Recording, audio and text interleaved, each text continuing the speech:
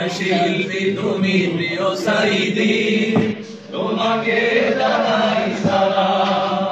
আমরা যে ভিডিওটি এইমাত্র দেখলাম, আমরা দেখতে পাচ্ছি কিছু ভাই তারা তাদের প্রিয় মানুষকে দাঁড়িয়ে সালাম দিচ্ছে, তারা তাদের প্রিয় মানুষকে দাঁড়িয়ে ভালোবাসা প্রেরণ করছে।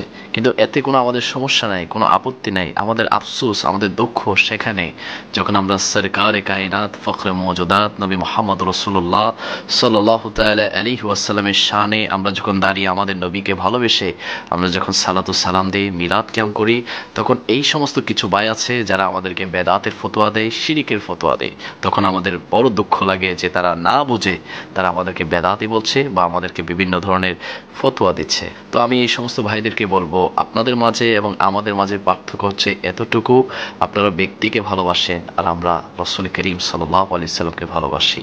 আপনারা ব্যক্তির সম্মানে দাঁড়িয়ে তাকে সালাম দিচ্ছেন, আর আমরা আমাদের জান, আমাদের প্রাণ, আমাদের ঈমান দু জাহানের বাদশা নবী মুহাম্মদ রাসূলুল্লাহকে আমরা দাঁড়িয়ে সালাতু সালাম দেই। এতে আমরা প্রশান্তি পাই, আনন্দিত হই এবং আমরা আমাদের অন্তরে ইশকে মুস্তাফা জাগ্রত করতে আমরা সক্ষম হই। সুতরাং আমরা বলবো, আপনারা ব্যক্তিকে ভালোবেসে যান আর আমরা আমাদের নবীকে ভালোবেসে যাব কিয়ামত পর্যন্ত। আমরা যারা আহলে সুন্নাত ওয়াল জামাতের অনুসারী আছি, আমরা যারা নবীকে প্রাণ দিয়ে, জান দিয়ে, ঈমান দিয়ে ভালোবাসি, আমরা আমাদের নবীকে সালাতু সালাম দিয়ে যাব ইনশাআল্লাহ।